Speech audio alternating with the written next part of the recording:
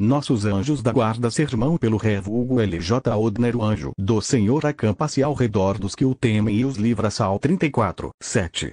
Na preocupação de seus pensamentos com os negócios das tarefas diárias, o homem raramente acha ocasião para refletir que ele é um espírito, cercado por um grande número de outros espíritos. Alguns desses espíritos estão, como ele, confinados em corpos materiais. São, como ele, mentes humanas. Nós os conhecemos como pessoas e temos uma ideia sobre seu caráter através das palavras e ações, ou através dos usos que desempenham na comunidade da igreja. Outros espíritos há que nos afetam mais indiretamente, por sua reputação ou influência, como pelos livros que escreveram ou pela produção de suas artes e habilidades, que podem ter profundo impacto em nossos corações e mentes. Mesmo os que já morreram podem, dessa forma, fazer sentir em nossas mentes os ecos de seus pensamentos e de suas afeições, pelas obras que lhes sobrevivem. É uma espécie de influência espiritual que qualquer erudito terreno reconhece prontamente. Mas uma verdade que muitos hoje custam a aceitar é que os espíritos de gerações passadas, de seres humanos, continuam a viver no mundo espiritual e de lá continuam exercendo sua poderosa influência sobre os homens. Porque, em sua sabedoria, o Senhor colocou uma barreira entre esses dois mundos, a fim de proteger a liberdade dos homens e o progresso dos espíritos. E essa barreira de invisibilidade só pode ser transposta, de forma ordeira, pela revelação divina. Os que são simples de coração não têm tanta dificuldade em crer que a alma do homem vive ainda após a morte, e que o Senhor faz uso da instrumentalidade angélica para governar a raça humana. Pois isto é que tem sido ensinado, de uma forma ou de outra, em todas as religiões antigas de nossa raça, e é confirmado nas escrituras cristãs. Se não for assim, o Senhor assegurou aos discípulos, eu vou-lo teria dito. João 14, 2. Mas esse ensinamento foi dado mais em parábolas e em referências simbólicas do que em doutrina plena. E, gradativamente, o parco conhecimento a respeito do mundo espiritual misturou-se com o imaginário humano e os falsos dogmas, que não se harmonizam com a justiça divina nem com a percepção comum. O espírito de negação se apoderou especialmente daqueles que são sábios nas coisas mundanas, e para que esse espírito não infecte e corrompa também os que são simples de coração e simples de fé, o Senhor, em seu segundo advento, aprove conceder uma revelação nova e imediata da verdade sobre o céu e da vida após a morte, para que a ignorância seja esclarecida e incredulidade dissipada. A ignorância é até uma proteção para o indivíduo, tanto quanto tiver a inocência. Mas quando a fé simples está prestes a perecer, a instrução autêntica e racional sobre a relação entre espíritos e homens se torna uma necessidade urgente. As pessoas se cegam facilmente diante das belezas transitórias do mundo, e se seduzem pelos seus encantos e prazeres, ao ponto de pensarem que a aquisição dessas coisas é o único propósito da vida. Ou, então, se desanimam com os males e os perigos iminentes que ameaçam a felicidade e a existência humanas. Enchem-se de azedume a prosperidade dos incrédulos e o trunfo dos opressores, ou quando descobrem a futilidade de seus sucessos mundanos que, às vezes, terminam em enfado e canseira. E assim, tornam-se presas fáceis da lógica aparentemente irresistível do escarnecedor.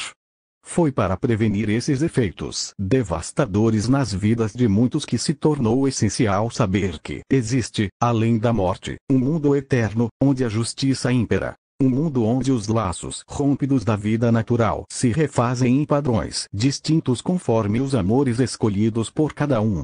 Faz-se essencial saber que o Senhor, ao governar o mundo, visa constantemente aos fins eternos, e que as alegrias e os pesares, os fracassos e os sucessos da vida terra são apenas incidentes que o Senhor concede ou permite a fim de conduzir nosso espírito à maior felicidade e aos mais elevados usos possíveis.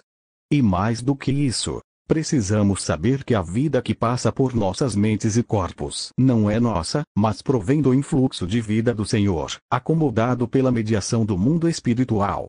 Atinge as nossas mentes pelo intermédio de espíritos angélicos e de maus espíritos, e as sentimos como afeições, boas ou más. Tanto os bons quanto os maus espíritos servem, assim, à providência divina, para manter a vida e a liberdade do homem.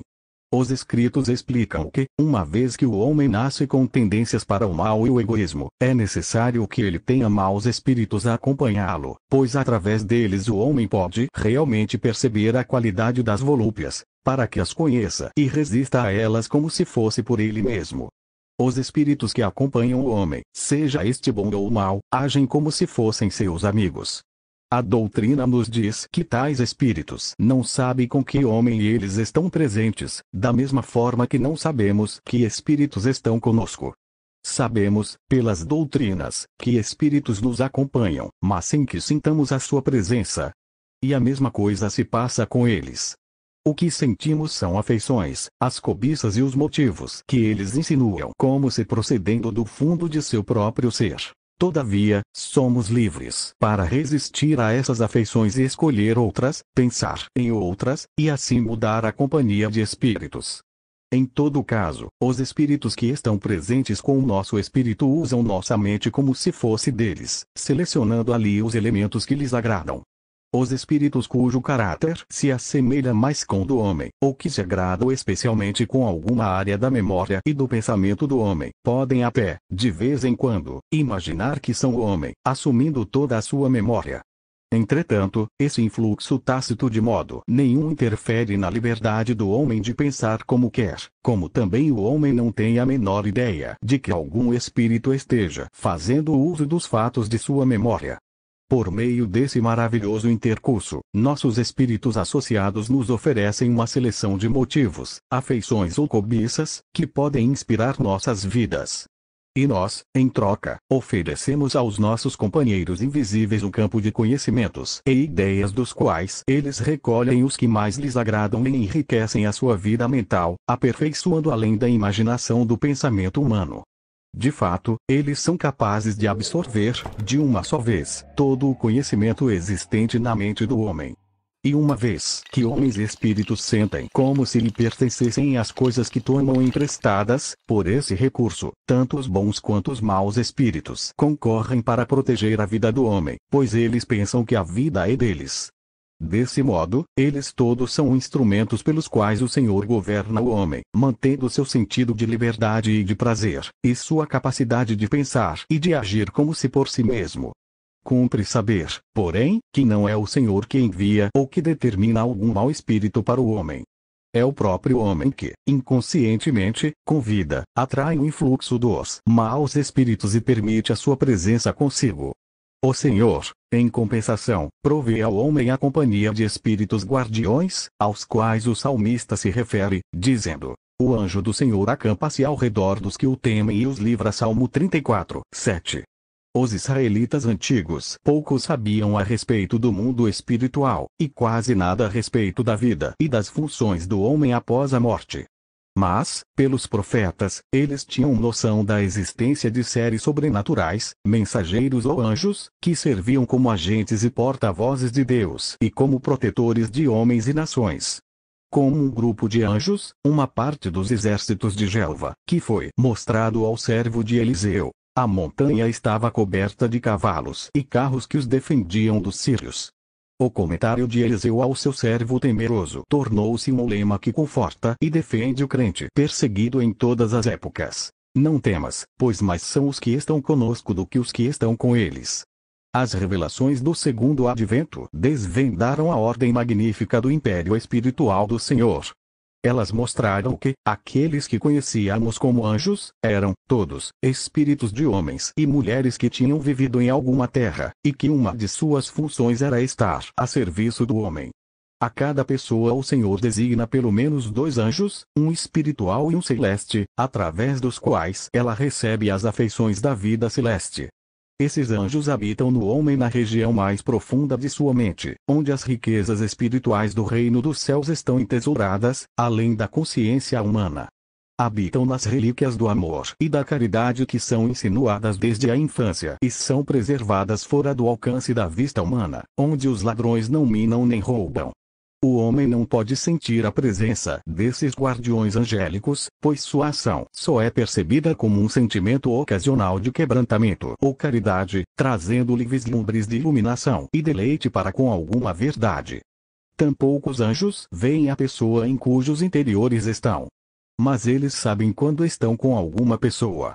Eles compreendem, quando refletem, que os elementos de seu pensamento, que eles usam como seus, procedem do homem. E nesse uso seletivo, eles conduzem e moderam as afeições do homem, modificando-as e inclinando-as em direção a bens específicos.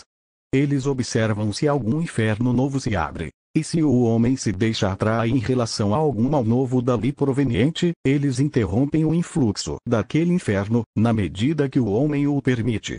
Eles dissipam influxos estranhos que possam prejudicar o homem, apelando para os bens e verdades da própria mente do homem, usando-os para combater os males que os maus espíritos procuram estimular para tentá-lo. Em suma, eles ficam vigilantes constantemente, em prol da segurança espiritual do homem. Observam se algum mau espírito está insinuando ódio, ou inveja, ou cupidez, e então põem o homem em liberdade e em condição de resistir a tal insinuação. E sentem uma alegria imensa, quando percebem que seu serviço contribuiu para remover males do coração humano, assim, para levá-lo para mais perto do céu. Mas, para que todo homem esteja na liberdade e no livre-arbítrio espiritual, é permitido que haja com ele, também dois espíritos que se associaram aos infernos.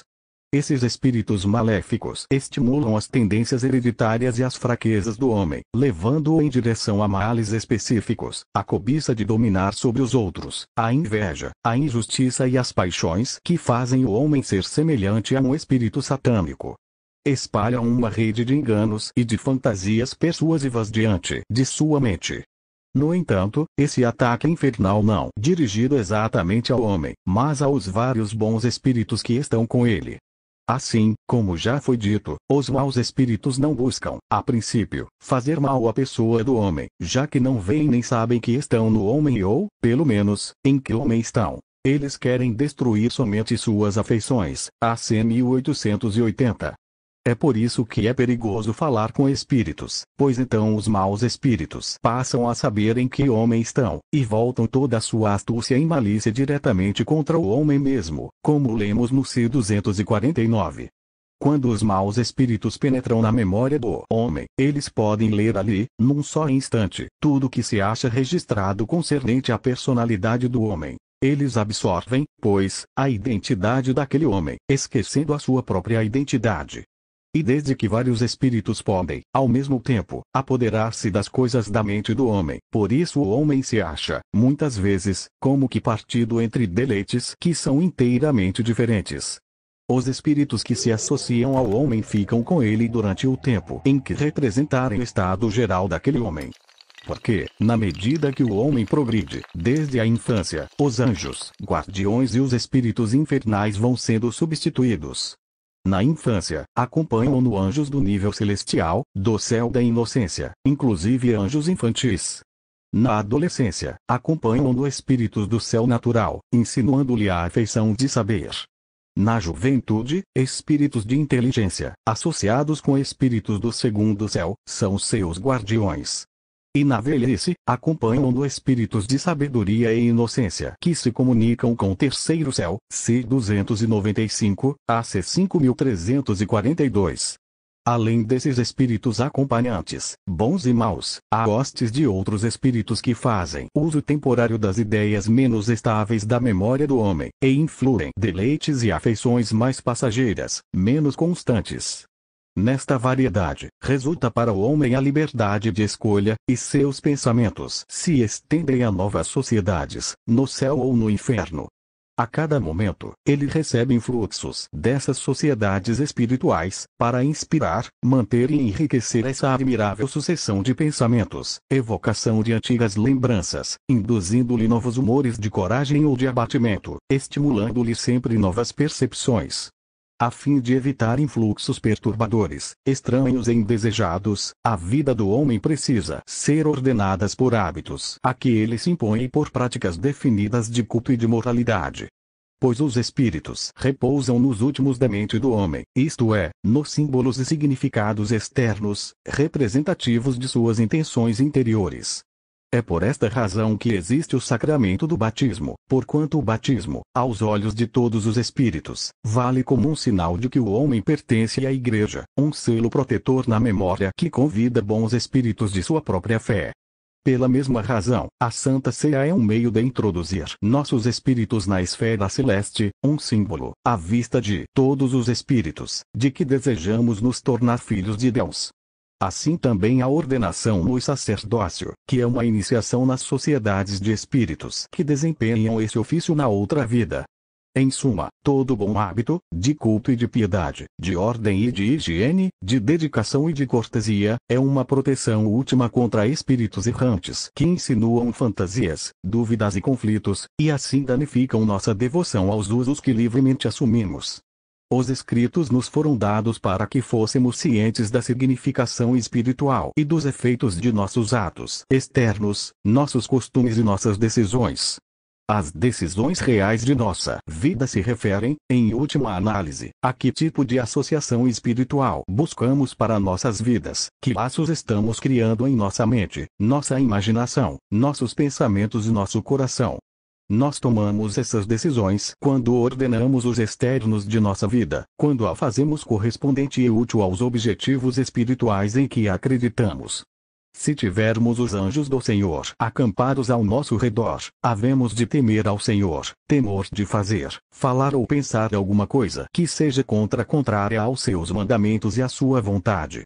Quando isto for real, então a mente humana estará em paz, não na paz ilusória que o mundo oferece, a falsa segurança, mas a paz da verdadeira fé, a do entendimento, a paz que somente a confiança no Senhor pode dar, a confiança em que Ele pode salvar a todos aqueles que vivem bem e creem verdadeiramente. Se o homem cresce, como é verdade, que todo bem e toda virtude procedem do Senhor, e que todo mal e toda falsidade procedem do inferno, ele não se apropriaria do bem, fazendo-o meritório, nem se apropriaria do mal, fazendo-se ligado a ele. DP 320. Se sabemos que os bons impulsos que nos movem não são realmente nossos, não devemos contaminá-los com o veneno do orgulho, do mérito e da justiça própria. E, semelhantemente, muito embora os males de nossa herança humana possam ser reconhecidos, devemos agir pela verdade de que toda a emoção ilícita que querem nos dominar é insinuada por maus espíritos, e podemos, pela ajuda do Senhor, recusá-la e removê-la e desapropriá-la de nosso ser. Foi assim que aos discípulos do Senhor foi dado o poder de expulsar maus espíritos em seu nome. Pois o anjo do Senhor acampa-se ao redor dos que o temem e os livra. Salmo 34, 7. Amém. Lições. IR 6, 8, 19. Mateus 18, 1, 14. C 391.